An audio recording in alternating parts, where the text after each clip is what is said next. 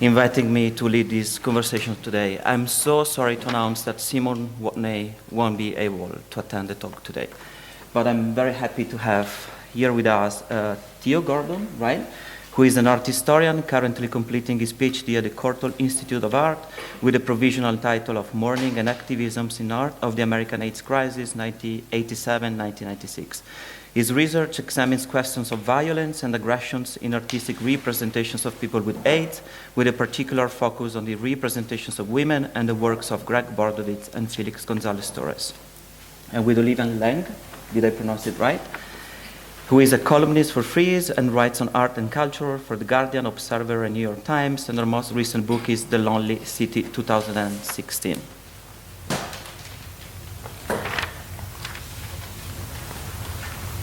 Okay, let me see if it works. Okay, so as you know, this symposium is framed by a title which is Changes, and whose aim is that to understand how the meaning of flesh and body has changed from the 1980s to the present day. So what I decided to do, and what I would like to do today with Olivia and Theo and with you, of course, is that to bring this argument a little bit further and try to give a more specific connotations of our 1 hour conversation by framing it with some sort of a subtitle, which is the one you can see on the screen. So the social body electric. So the reason why I have chosen this title is because, in my opinion, it is very important to understand how the idea of a collective political body has changed in the 1980s, and especially in response to the AIDS crisis. And most importantly, what is very important to understand is which was the role of the art world and artists in contributing to the collective fight against the political inadequacy of governments, mass media in particular, and medical and scientific establishment in dealing with AIDS. So I will start from the very beginning. This is an article which was published in the New York Times, as you can see, July 3rd, 1981. This is one of the very first examples of how mass media have contributed to misleading definitions and interpretations of AIDS since its very beginning. So the first cases of AIDS were identified in 1981, and mostly they were defined like a gay cancer. I don't know, maybe some of you might be familiar with this story, but the very first name which was given to AIDS was not AIDS, but was GRID, which meant gay-related immunodeficiency, which means that since its very first appearance, it was labeled as a specifically gay problem, exclusively confined to gay men and not to gay women or heterosexual men and heterosexual women.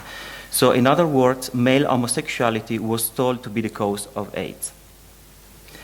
And the worst thing is that this idea has characterized the entire history of AIDS, and it still resonates today. And I've brought here an example.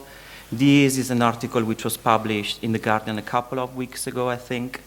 And a very similar article was published in the New York Times.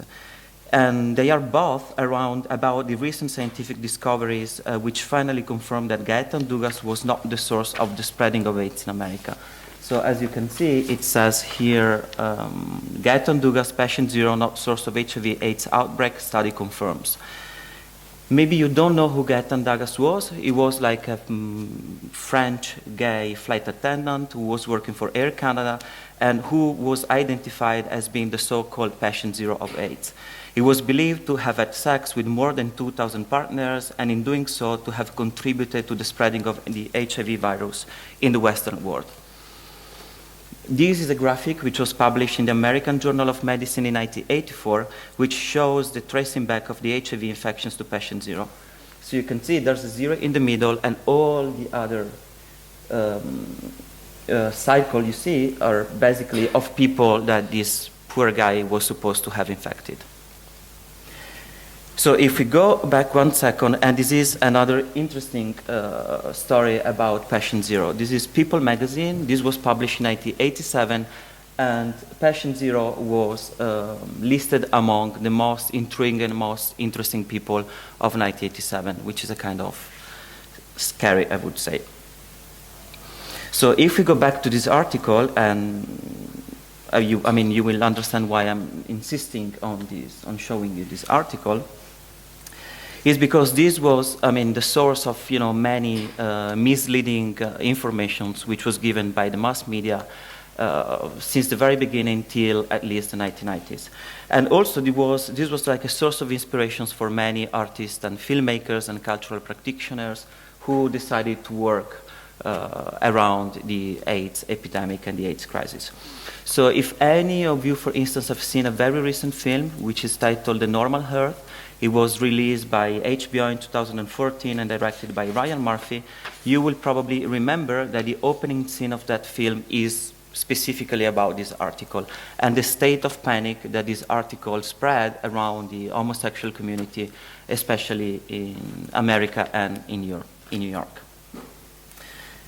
So another reason why I think this article is very important and why we should start from here is because it gives you a general sense of what Simon Watney has called the spectacle of AIDS.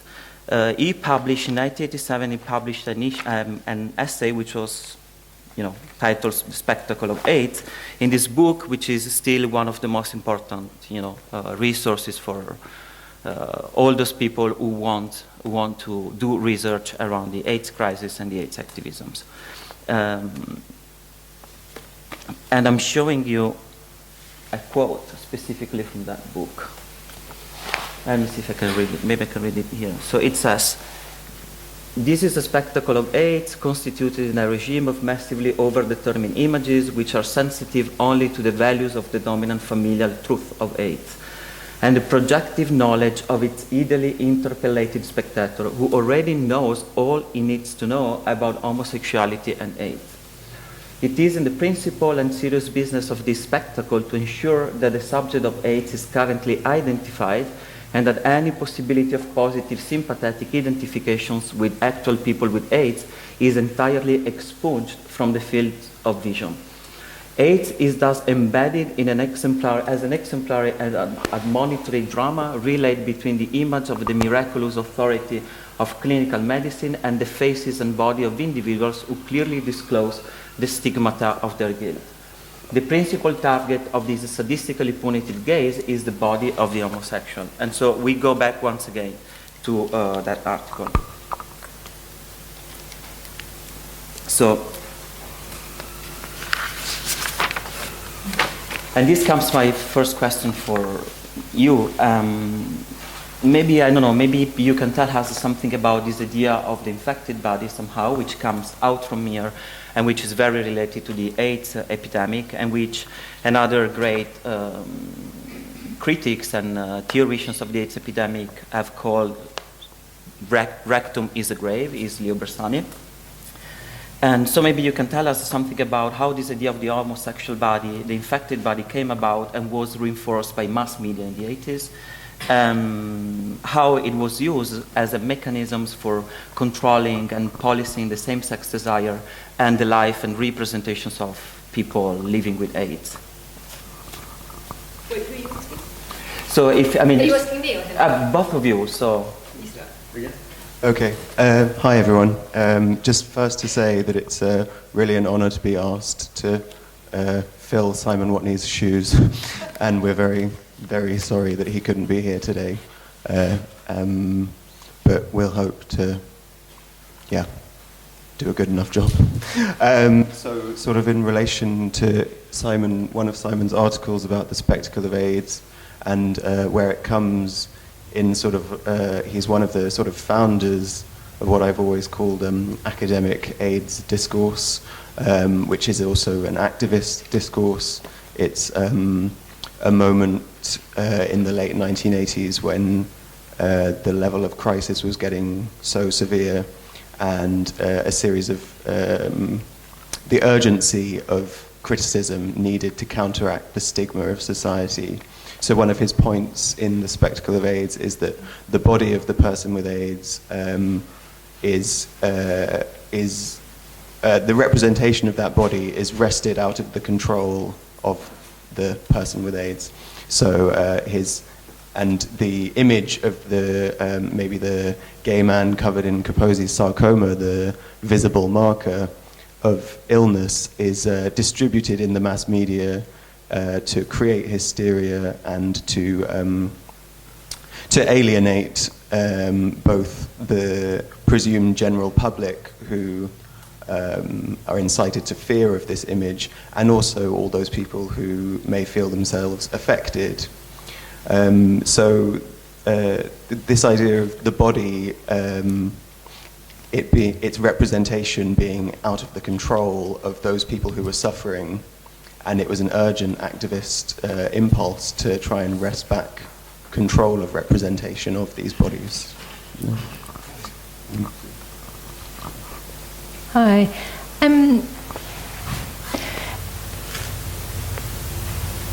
I think the stigmatized body becomes very important in AIDS. It affects a stigmatized population. I know Tommaso's talking about gay men, but I think it's also to remember that the early days of the crisis, it's also intravenous drug users and Haitians. So it's these sort of populations who are already profoundly stigmatized, suddenly being afflicted by a disease that nobody understands how it's contracted, but it appears to be sexual.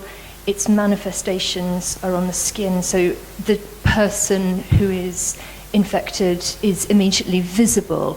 It therefore makes visible these other sort of potentially concealed stigmas that society holds. I just want to say something else, though, that's sort of been preying on my mind, which is when we were invited to do this panel, I think we lived in a different world, and we are now doing this panel in a very different world. And I just want to say something that, I've been writing about AIDS for years, and the first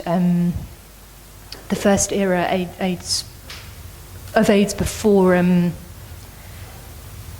before there was treatment has felt like it was a period that has ended, that those sort of phobias, stigmatizations, and incredibly malicious acts by governments are in some ways over, especially in the Western world, and that is no longer true. And I just want to say one very brief thing, which is about the new Vice President of America, Mike Pence, who single-handedly in Indiana while he was governor managed to create an AIDS epidemic. And the way that he did that was two significant things. And I'm bringing this up partly because I think it enlarges the sense of the stigmatized population beyond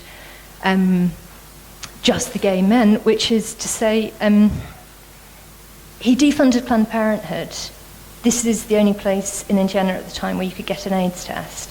And then he closed down needle exchanges. So if you can't find out that you've got AIDS and you can't use clean needles, you immediately create conditions for a new epidemic. And I think we need to be thinking throughout this conversation that these are, once again, live issues. Thank you so much. So I'm showing this other image because it's an image that you selected. So I think this is very important. It says gay men fighting AIDS. And what this image tells somehow is that there's like a particular relationship between the body as a physical entity and somehow the state and the political establishment, because this is an image of people, protesting into the streets and occupying the streets somehow. So maybe you, Theo, can tell us something more about it. Yeah, sure. This is one of my favorite pictures that I've come across. I sort of found it at the start of my research, and I've kept it in my mind ever since. So this is 1994 Gay Pride in London, GMFA, their representation. They had a pink tank, and they're outside, I think they're somewhere around Whitehall, and they're sort of parading down the street, and you get this sort of curious mixture of militarized anger combined with the odd notion of the peace sign at the top, and then you sort of have this is the 90s, so we're living in an age of don't ask, don't tell. You have the sort of the combat boots, the camouflage outfits, which have just sort of been nicely queered if they weren't queer enough already. So I like this because it engages this question of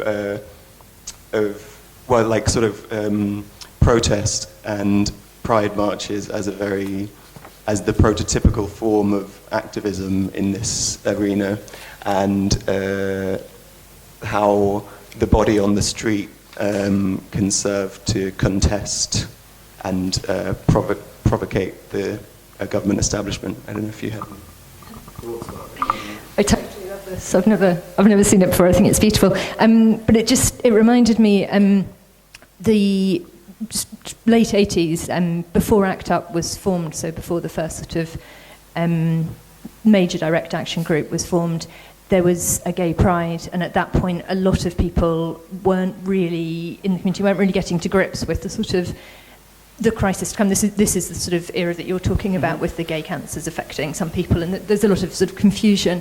And there was a float that year which was, sort of amongst much more positive, sex-positive images, there was a float of a concentration camp on the top of a truck, and that was really one of those sort of turning moments where people were looking at that. This is kind of Larry Kramer screaming at people, half the people in this room are going to be dead by the end of the year if we don't do something. So that sort of almost antagonistic political activism within a community in order to awaken a community, I think, is also kind of relevant to the story.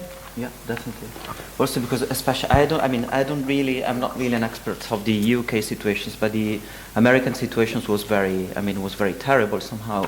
And if we go back to the Simon Watney essay that was published in 1987, which means like 6 years after the first that gay cancer article on the New York Times, the number of people who were dying grew exponentially, and the political establishment in US was not doing anything. And Ronald Reagan, who was president at that time, didn't even mention the word AIDS in public. So the situations was really a kind of terrible situations. And from there, it's like a good point, because to go here. So this is a symbol that probably many of you knows, and which was used and adopted by the gay community, firstly, in the 1980s as a symbol to identify with, and with which to identify their fight against the AIDS crisis in the political establishment. And it says, here it's too small to read, and it says, why is Reagan silent about AIDS? What is really going on at the Center for Disease Control, the Federal Drug Administrations, and the Vatican? Gays and lesbians are not expendable. Use your power, vote, boycott, defend yourself, turn anger, fear, grief into action. This was a poster which appeared in the streets of New York City, downtown Manhattan in 1987. It's usually a tribute to an art collective whose name is Grand Fury. Instead, this was designed by another collective whose name was Silence Equal Death Collective. Grand Fury will come a little bit later. And so I have questions about your feeling around these kind of artworks, because I was recently reading an essay which was written by British filmmaker Stuart Marshall. It was at the beginning of the 90s, and he was very critical towards these kind of things. He was very critical, because he says that usually what the gay community did, they appropriated a symbol which was a symbol of victimhood and not a symbol of fighters somehow, because this pink triangle was used to identify gay people in the concentration camp. And on the other side, he was claiming that, the situations of the gay people in the concentration camp was not so bad as that of Jewish people. So that's what Stuart Marshall was saying. So instead, what I did, I recently published a book a couple of years ago, and all my argument is about this, about how this kind of artworks help people to organize themselves and to act in public as political and as a proper organization. So I don't know if you have any comments around that. I'm slightly stunned by what you just said, because I feel like death in a concentration camp is death in a concentration camp. It seems quite strange to sort of have hierarchies of death like that. I think the Silence Equals Death image slogan is incredibly powerful. It's again something that I've been thinking about in the new recent circumstances, that how omnipresent the force of silencing is, and how that it's a metaphorical term and it's a literal term. Silence did equal death. Silence could again equal death. I was working recently, I've spent a lot of time in Fales Library in New York, which is where huge amounts of AIDS artists, gay artists and AIDS activists papers are kept, including the ACT UP collective. And one of the things that was in there was the original, Avram Finkelstein is the man who designed that, and it had the original printer's proof, the sort of very rough little sketch. Let's have a triangle, let's have this slogan, and then the sort of blown up version with notes for the printer about the colours. And it was kind of astounding to see this icon in its earliest, most embryonic stage, and intensely moving, because it made me see how far it had travelled, how powerfully it's travelled. I think if you ask people to think of the AIDS crisis, this image would almost certainly come to mind. And I think it has been a really powerful thing to rally around, to organise around, and a really powerful thing for an artist to hold in their heart, to hold in their head. It seems to, I'm sure we'll get on to David Wojnarowicz's Stitched Lips as well, but it seems to me that is the artist's imperative. Yeah, I would just follow up quickly to that to say that direct action on the streets, one of the things that you really need is pithy quotes or taglines or sentences, and silence equals death is the prototypical example of that. You can yell that very loud and people will hear, and it's emphatic. And this concept of organizing people into the streets and of the representations of people in public. Let me go back 1 second here, because I don't really remember what it says. Okay, the principal target of this sadistically punitive gaze is the body of the homosexual. So this sentence, I think it's very important to understand how all these people were fighting, of course, to have visibility, but to have a kind of positive kind of visibility. So people living with AIDS were fighting for being identified as people living with AIDS and not as people dying because of AIDS. And so that's why I brought this image here, which is a very famous poster, who was designed by Granny Fury. This is a version from, let me see, I have my date here. This is a version from 1989, which was produced on the occasions of a public art project, which was called Art Against AIDS on the Road. And I have chosen two different images, this and this, because both are like censored images. The censorship here, it's quite clear. The censorship here, instead, it's more kind of difficult kind of censorship to grasp, because the original poster had a sentence which said, "Kissing doesn't kill, greed and indifference to corporate greed, corporate inactions, and public indifference make AIDS a political crisis." And that's a very important point. So what I wanted to say was like this: if you can expand a little bit further this argument of about the necessity of presenting positive images of people living with AIDS in public, against the images that usually circulated in mass media, as we were talking about at the very beginning, with people with signs on their bodies. And I also have a video which circulated on. It doesn't work. Let me see. How can I make this work? The video.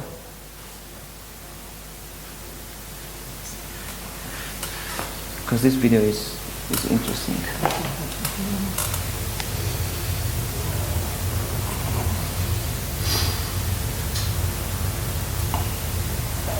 This is a video from the Kissing Doesn't Kill poster, which was released by MTV at the beginning of the 90s.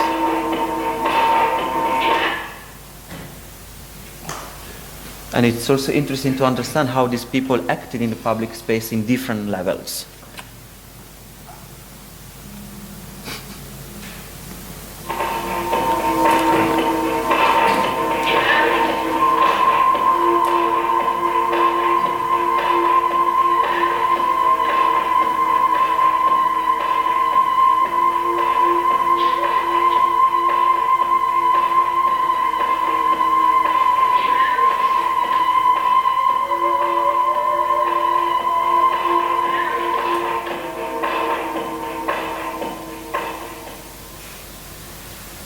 There are different versions. There were 3 different versions which were released by MTV.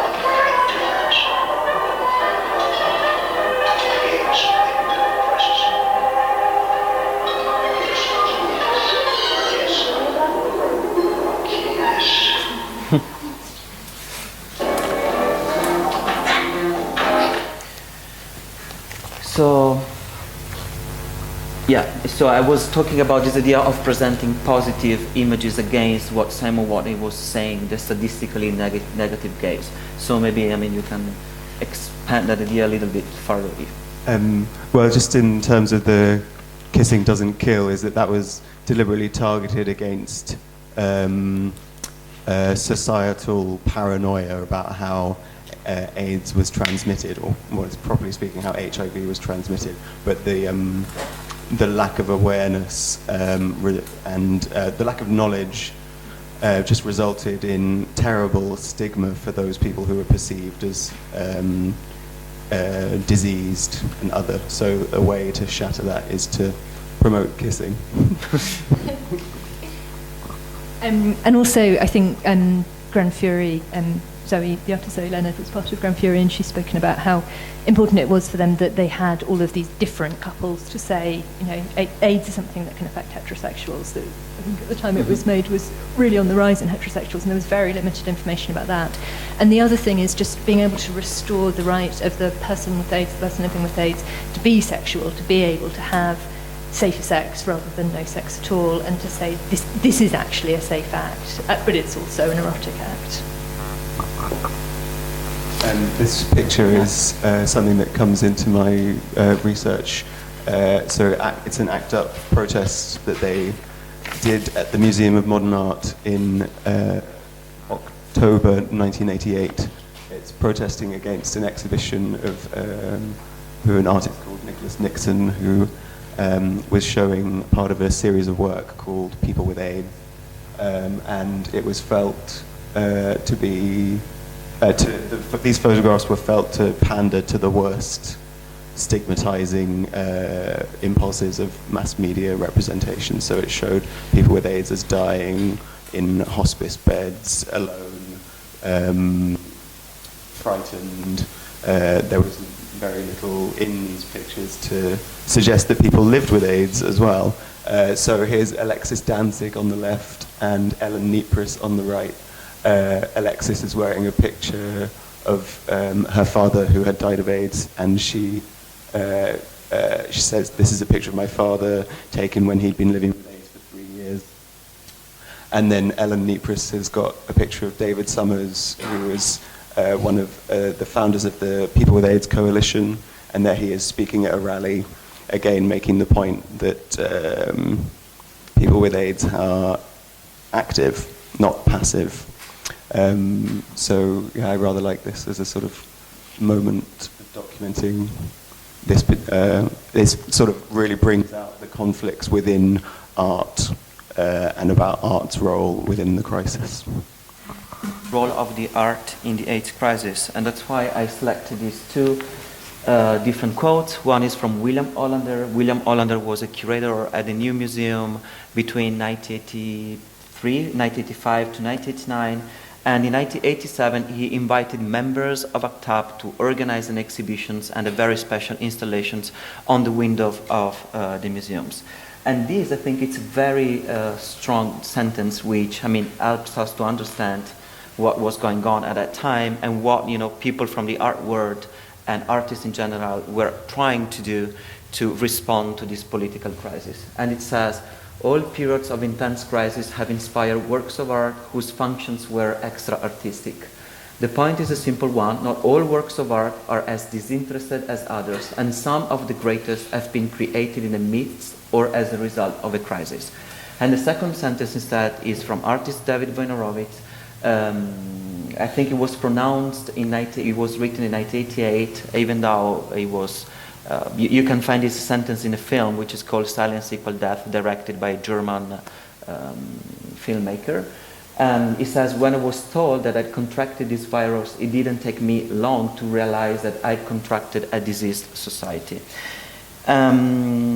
So even though they might look like different, they are very similar, I think, these two sentences, and they are very complementary, because it is in response to the diseased society that artists started to speak up and take action. So it's again that silence equal death. So you have to speak and you have to take action into the street, into the mass media, into TV channels everywhere.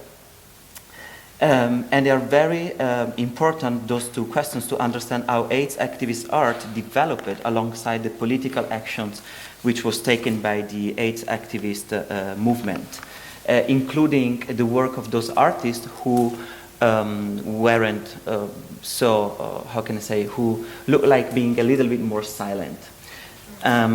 This is the case of David Wojnarowicz, for instance. So his work was not that of, shouting into the streets, but he did something very different. So what I want to show from now on is a series of artists who dealt with AIDS, but in a different way than Grand Fury and people working for ACT UP.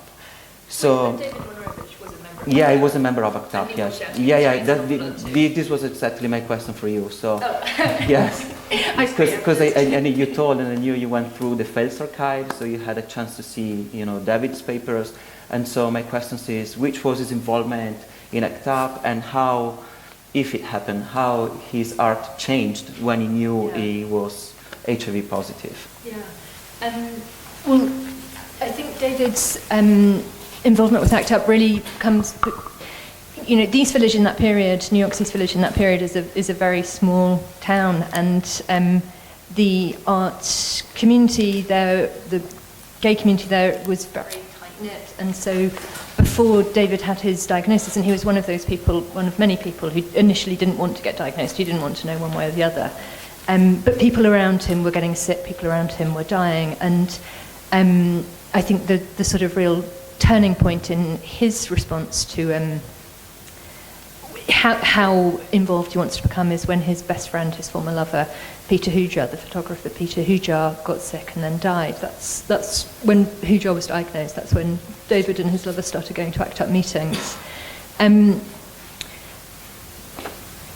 I think the thing with Wojnarowicz is that he knew that he had contracted a disease society long before he got AIDS. He was always aware, as a queer man, that society was arranged against him, that society was forcibly and violently arranged against him. He was subject to homophobic attacks from a really small age. So he wasn't under any illusions about what the world was like, or the sort of the stigmatized body of the gay man. It didn't take the AIDS crisis to expose that information for him. But what it did do was make the sort of requirement for him to respond much more urgent. And I think, like many people, he responded with alacrity and courage and ingenuity very, very fast, really. So he was part of ACT UP, he was part of going on demonstrations, the die-ins, the FDA, the Food and Drug Administration. He was doing that sort of classic direct action work. But he was also making artworks that responded viscerally to the crisis, and I'm sure we'll see some more of them. But this stitched lips is a very famous image. But it isn't just about AIDS. It isn't just about silence equals death. It's a parallel to it. But the thing that we maybe haven't really touched on yet is that at the same time that the AIDS crisis was happening in America, it was also the moment of a real peak in the culture wars. We're in another peak in the culture wars, but that was a particularly significant moment. So a lot of the work of queer artists, feminist artists, radical artists of all kinds, was being defunded, censored, banned. There were court cases. David particularly was caught up in a long-running court case about the sexual content of his work, as was Robert Mapplethorpe. And that's sort of part of the background and part of this desire to resist with images, is the sense that the silencing is happening from all angles. Yeah, I would just follow up with that to say that we were thinking about, with that image of the men on the tank, about that relationship between the individual body, or the flesh, and the state. And here with the jacket, his appeal for what his friend should do after he died is very clearly targeted to make the dead body, or to bring the dead body back to the person who was the body that was responsible, the administrative body. I'll just say one more thing about that, which is Wojnarowicz was actually the first of the political funerals. So after after years and years of funerals, there was a strong sense among people that it was unbearable to continue these private acts of mourning as if these were private deaths. And so his funeral was a march through the streets of New York. And his actual ashes, when he was cremated, and perhaps we'll get onto this visually, but I'll bring it up now anyway, were part of the Ashes Action. I don't know if people here are familiar with that, but that was a march on Washington in the 90s, just before combination therapy was conceived of, made, in which people brought the ashes of their dead lovers, and they marched to the White House lawn and they threw them over, which, exactly as Liz said, they were putting them back in the hands, in the lap of the people who were responsible for their deaths. And now I'm going to your Feliz González Torres image. Yes, so in the light of what Olivia was talking about with the culture wars, where there was a wave of censorship of art that was felt to be sexually explicit or otherwise, Feliz González Torres deliberately took a different approach in terms of he had a sort of aim to bring queer sexuality subtly into the museum space. And so this is an important exhibition of his called Every Week There Is Something Different, which was in Andrea Rosen Gallery in 1991. For the first week, the space displayed photographs of captions carved in stone at the Museum of Natural History, which designate typical features of heroic American masculinity. So explorer, strength, courage. And then in the second week of this exhibition, he brought this go-go dancing platform into the space, which for most of the day was just sat in the middle with the lights lit up around it. And then for 4 minutes of every day, a go-go dancer would come on wearing a Walkman and not much else, and do a dance. And then in the subsequent weeks, he took these works down and replaced them with a candy pile, which is one of the pieces that Matthew was talking about earlier, and also a piece of net curtaining.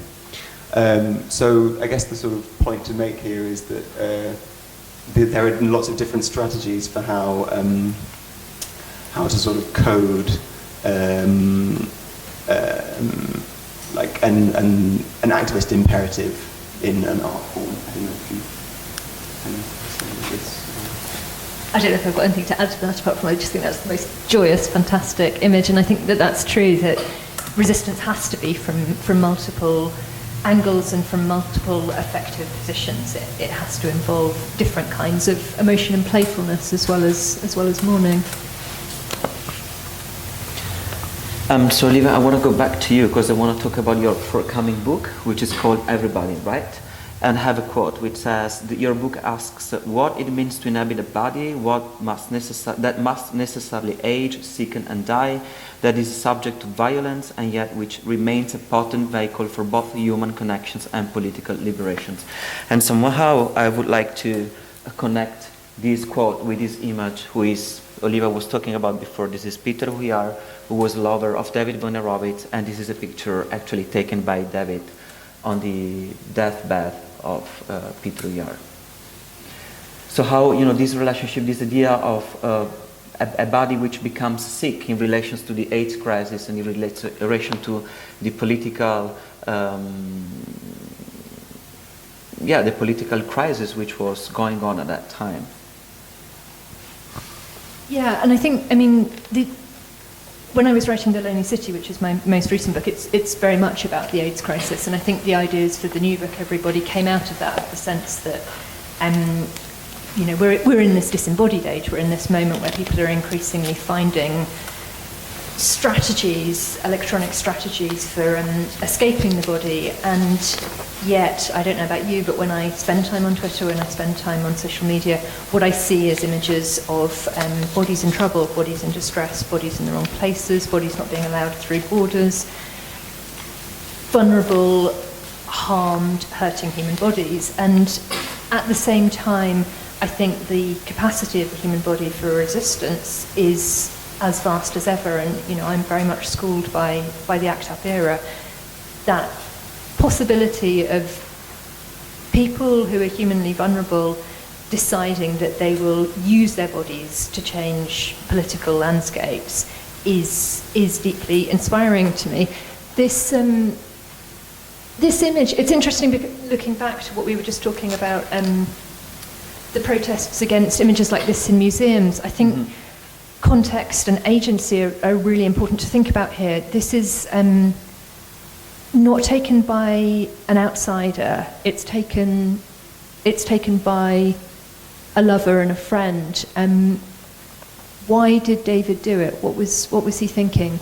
He was in Hujar's hospital room with Ethel Eichenberger, the drag queen performance artist who died shortly after as well of AIDS.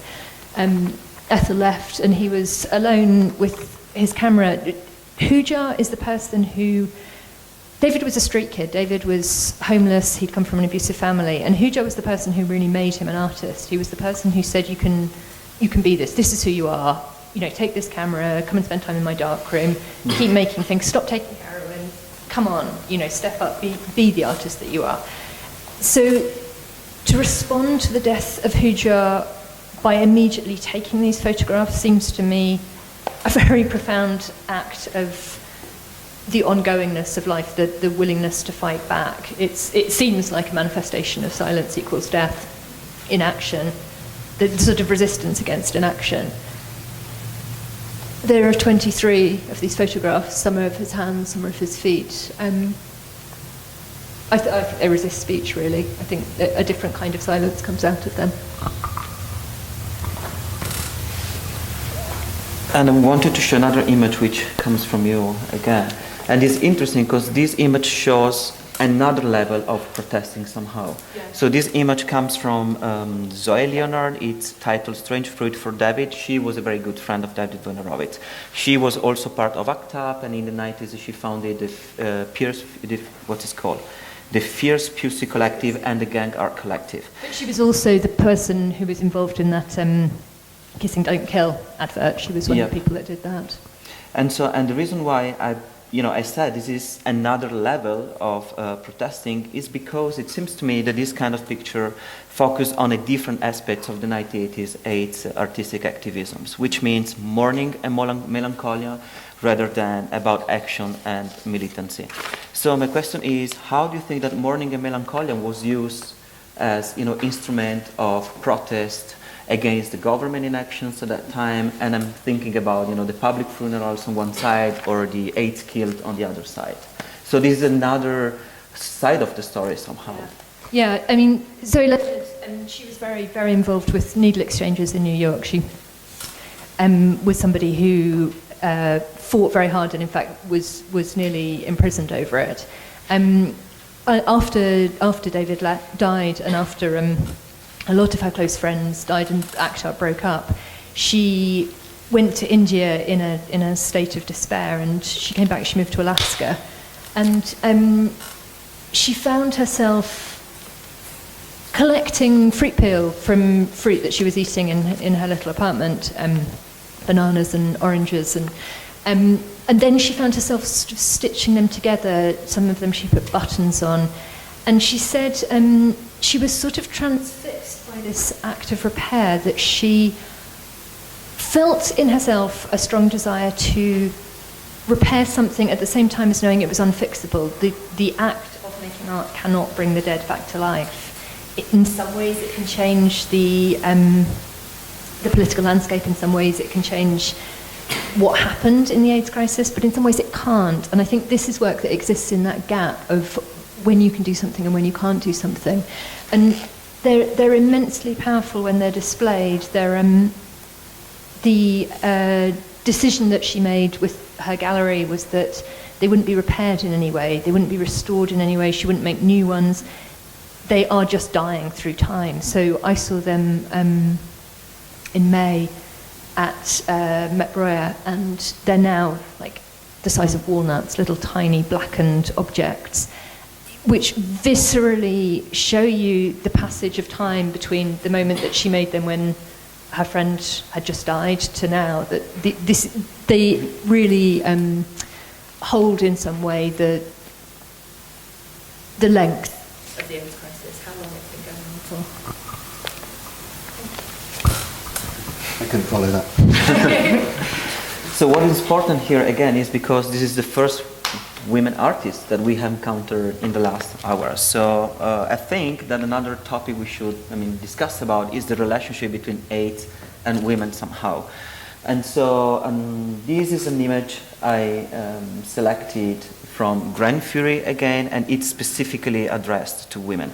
It's a public campaign which was done in Los Angeles in 1991, and it was in two different languages. One is English, and the other one was Spanish, because of the high number of Spanish people living in Los Angeles. So maybe you, Theo, I know that you did some research recently about the relationship between AIDS and women specifically, yes, in the 80s. Yes, no, this is something I'm very interested in. I think it was until 1993 or 1994, the Center for Disease Control defined AIDS, diagnosis of AIDS was a blood count of less than 200 T cells and the presence of 2 or more opportunistic infections. So the list of opportunistic infections had a deeply anti-gynocentric bias. So it did not include several opportunistic infections that were local only to women's bodies. Therefore, many thousands of women who did have AIDS, except they didn't because they weren't included in the definition of the syndrome. This is a federal funding decision. They did not want to change the definition because it would mean that they would have to provide social security to vastly more people, and it was fiscally not what they wanted to do.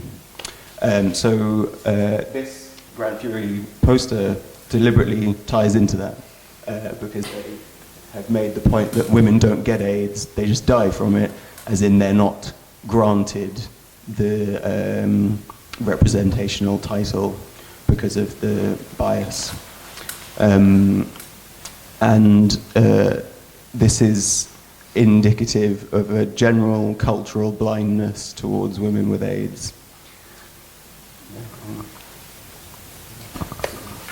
The only thing I want to add to that is that I think, again, in the sort of history of AIDS, just as we forget that women had AIDS, we also forget the huge role that women played in ACT UP, that there were lots and lots of women artists, women campaigners who were involved, and not just fighting for the definitions of women, but fighting for their brothers as well. And I think that's part of the history that we really need to remember. Yeah, it was actually last year in New York City, and I met with Jim Huber, who was a filmmaker from the ACT UP era. And actually what he was saying is that women had the strongest role within ACT UP. And it's because of women that ACT UP became some sort of a political organization. And he was specifically talking about Sarah Schulman at that time. I was just going to say something about Sarah, actually, which is if you are interested in the sort of the history of this period and the history of the activism, Sarah Schulman and Jim together have put together the most extraordinary oral history.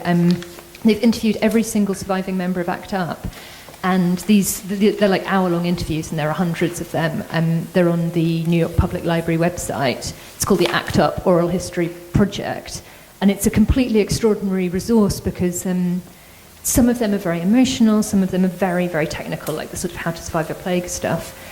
But everybody's take on what ACT UP is absolutely different. They intersect, but they're really different. So you get this sort of patchworked communal sense of what a political movement is, and it's really inspiring for current times.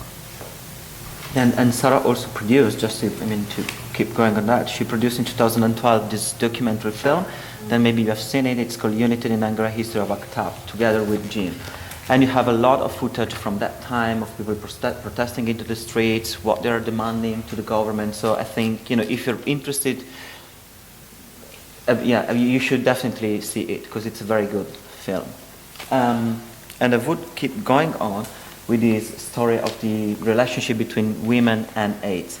And this is a leaflet which was produced in 1988 by a committee of women. They were part of ACT UP, and this is interesting because this is like the very first protest which was organized only by women members of ACT UP.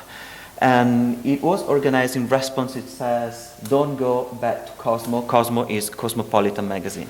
And it was organized in response to an article which was published in January 1988 by Cosmopolitan magazine and signed by a proper doctor, Dr. Robert Gould, who said that there are reassuring news about AIDS. A doctor tells you why you may not be at risk. So in 1988, still there's the idea that women are not at risk and they cannot get AIDS. And in 1989, Giancarlo Musto and Maria Maggenti, there are two female filmmakers from the ACT UP era, they made this very beautiful documentary film which is called Doctors, Liars and Women. So maybe this is just a suggestion I'm giving you if you like to, bring this argument a little bit further. And in the next one, there's a poster which was designed by Grand Fury specifically for this Say No to Cosmo demonstrations. And the message of the posters is quite clear. 1 in every 61 babies in New York City is born with AIDS or born HIV antibody positive. So why is the media telling us that heterosexual aren't at risk? And another example is this one. This is a sticker, but it was born like a poster. It was designed by Grand Fury in 1988 for a protest which was called Women's Day. It was part of a protest which lasts for 9 days. Each day was dedicated to a specific AIDS-related topic. Grand Fury made 3 different versions of this poster and with 3 different messages. One says men use condoms or beat it. The other one says AIDS kills women. And the other one says sexism rears its unprotected head. And this artwork, what is interesting is that it was shown at the Venice Biennial in 1990 when Grand Fury was invited to participate at the Biennial, and it caused a very big controversy with Giovanni Carandente, who was the director of the Biennial at that time. And what is interesting is that, so we are 89, 90, so this brings me back to the spectacle of AIDS, which we were talking about at the very beginning.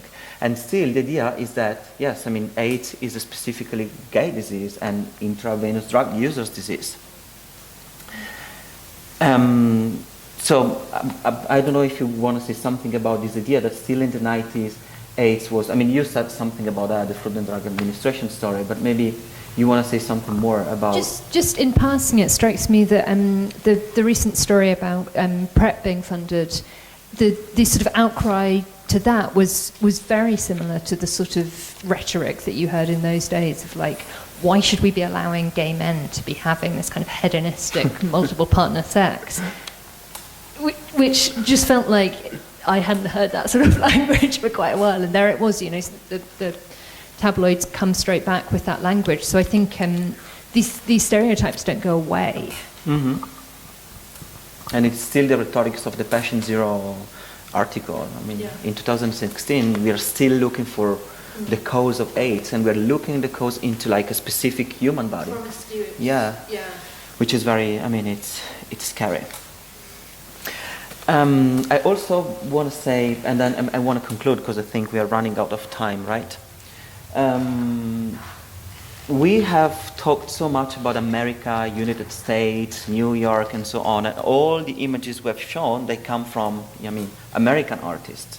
So this is a list of exhibitions which are very recently organized in the United States, at the Tacoma Museums, the Museums of Contemporary Art in Los Angeles, the New York Public Library, the New York University's Gallery, and many others smaller kind of exhibiting space and galleries.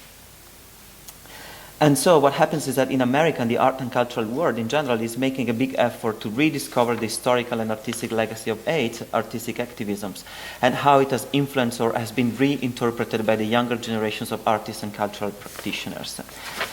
And this is an article which was published in July 2016 in the New York Times. It says, Art of the AIDS Years, What Took Museums So Long? And it's signed by Holland Cotter, who is like a very important art critic from the New York Times.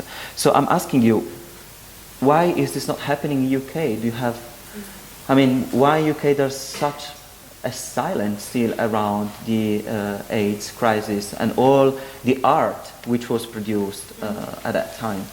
And this is something that Simon was also saying when he emailed us and he said, I'm so sorry, I cannot attend.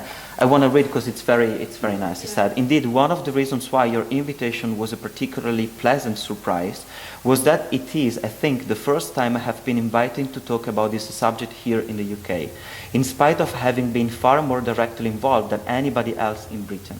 Frankly, I don't think many people over here give a damn about AIDS. It is as if it never happened, as if nobody ever died, as if nobody is dying as I write.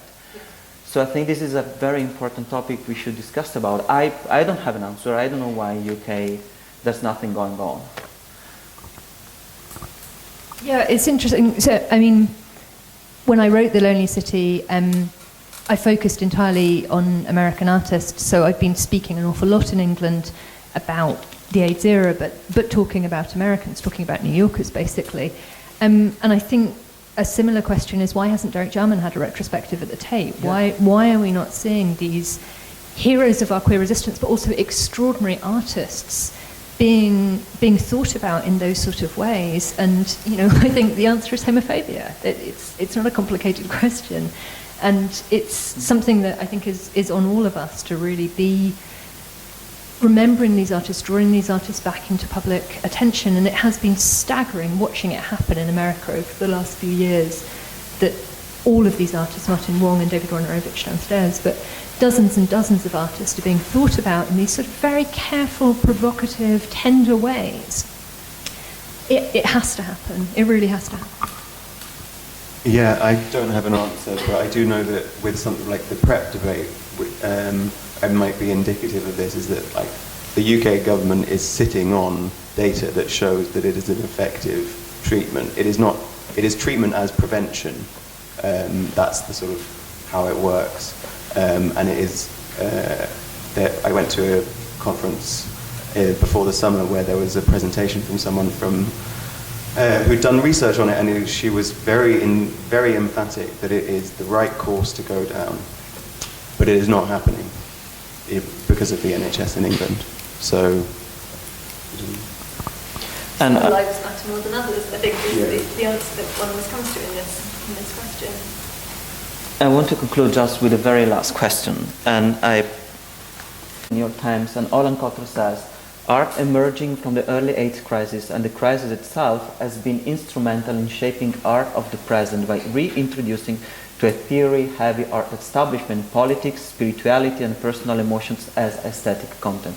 And I would say the body as well, in terms of, you know, aesthetic content. So if there's, which do you think is the legacy of the art which was born in response or within the AIDS crisis, and how do you think it might make sense for our current contemporary art context and situations? I'm thinking about the younger generations of artists, for instance. What do you think they could bring from all that story? And in terms of, you know, how art responded to a political crisis? Yeah. In a period which is like a period of political instability somehow.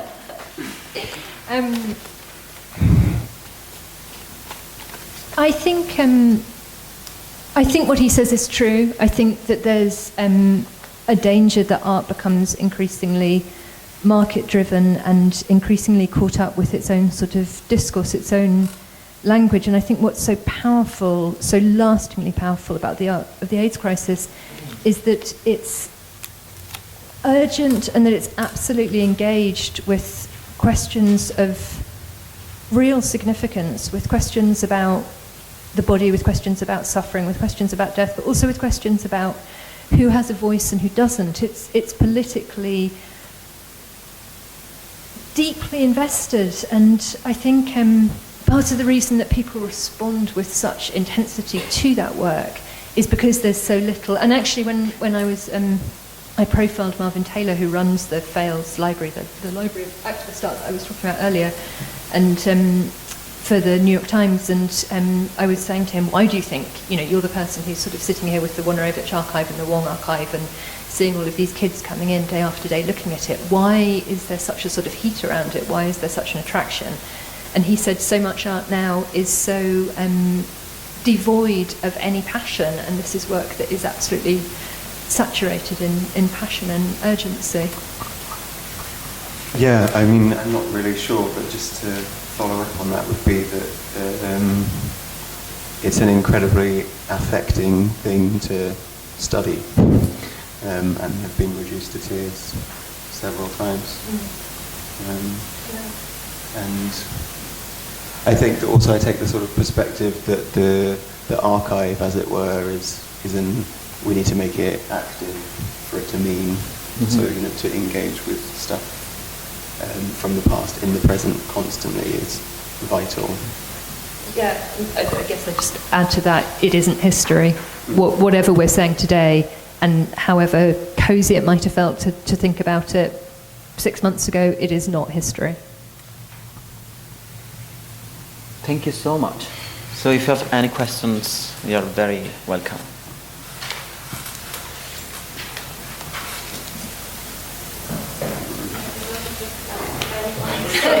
We can do.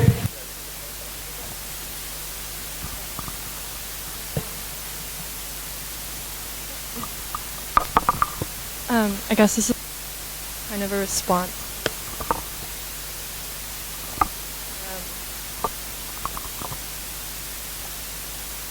What you were saying about the kind of disparity between histories in the US and the UK, which is something that I think about a lot in my own research and have kind of been trying to untangle in some way. And I still don't totally understand why that is the case. I think that obviously homophobia has some role to play in it, but I think it's also important in the context of this country, and like one potential answer or response to that question is to think about the legacy of Section 28, and the fact that, at least in public or government-funded institutions, promoting homosexuality was like technically illegal until 2003.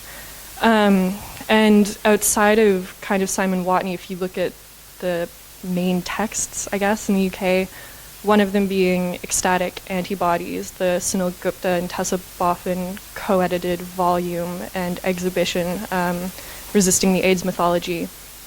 And then also Tessa Boffin, who is a really amazing photographer and one of, at least as far as I know, sort of the only accessible project that I've really been able to find in the UK context about like women and AIDS. Her other co-edited volume, Stolen Glances, Lesbians Take Photographs, both of those exhibitions, there's writing and reviews about how both of those exhibitions were kind of cut off from touring, how kind of local venues realized that they would be kind of flouting Section 28 by showing those exhibitions, and so just sort of cut them from the program.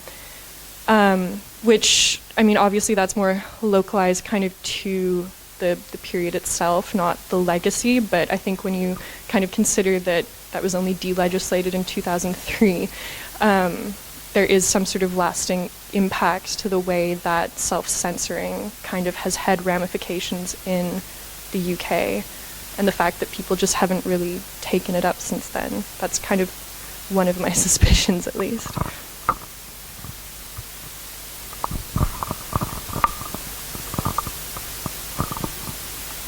Can I just say something which is not actually completely related to that, but I just remembered something, which is that we're both doing a event on World AIDS Day, which I feel like we should say something about.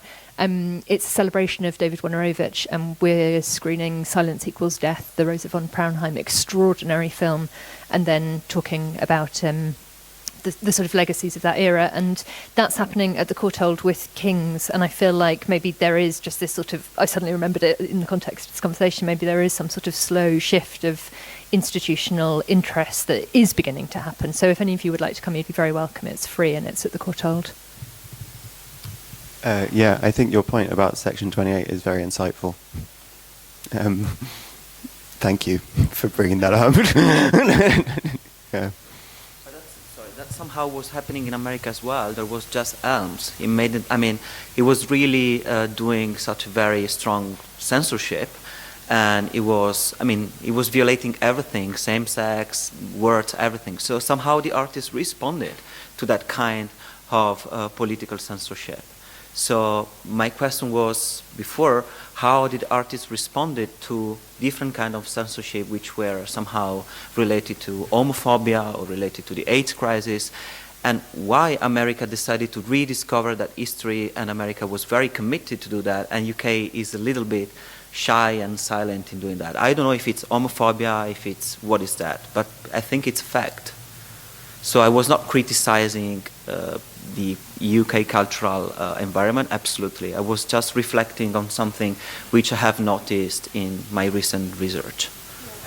Sorry, can I to that point? I mean, I might be like a little bit out of the loop or slightly incorrect, but with the sort of controversy around the NEA and the sort of family kind of censorship, the family institution with the word kind of made David's work. But anyway, I was sort of reading that about the video Fire Under My Belly, that it was shown in the UK before it was shown at any other public institution in North America or America. So I don't know if that has like, and he sort of spoke about his work, those works being much more like accepted within a kind of European UK art community and institutions that, but I'm not really sure. I just wanted to make that comment and see what you thought about that. You know, Stuart Marshall is there, Isaac Chulen is there. He did a film which was called This Is Not an AIDS Advertisement, and he was one of the first people who did it.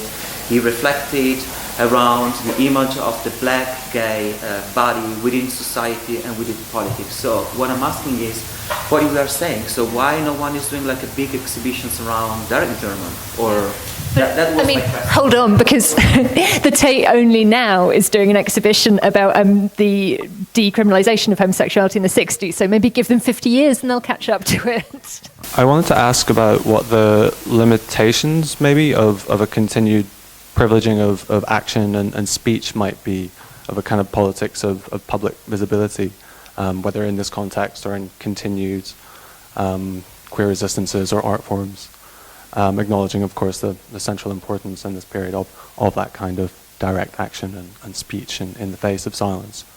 Or maybe, to put it another way, what the place of invisibility or silences or illegibility might be, whether as a kind of protest in itself or as a strategy for survival.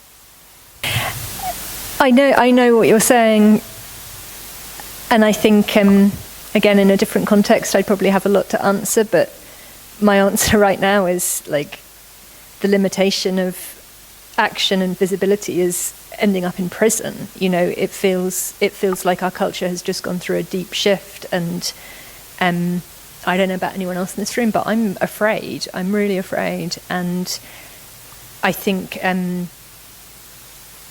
visibility, being vocal, is crucial. I can see the appeal of invisibility and silence as a survival strategy, but I feel like it's an urge that needs to be resisted. I perhaps would have given a more nuanced response a month ago. So to me, that question, I don't know if this is what you were talking about, but it sort of references this idea of, in an age of like hyper data pathways and stuff, illegibility and unreadability is arguably more subversive than readability. And I think that's a very interesting question in relation to how the political sphere is changed in relation through social media or something, or like new tools. But I would also say that direct action is great. Or to the extent that it's very powerful when you get on the street. But I don't know if that answers your question, sorry. Again, I would have given probably a better response in a slightly different world. We're running a bit late, so maybe let's get the last one. Yeah. Oh, probably kind of goes on quite nicely from what you said. Sort of one of the things that struck me, kind of some of the images that you showed me were the Science Equals Deaf poster and the yellow stickers, and the fact that they were kind of showing quite public and kind of activist sort of protest, but also in the Biennale and the kind of art establishment. And I suppose I'm just sort of wondering how, if there's a resistance in that at the moment towards like making art and it bridging those spaces, I suppose, and activism within art, I suppose. And I don't know if you've got any comments on people working in that way maybe now or... Yeah, today.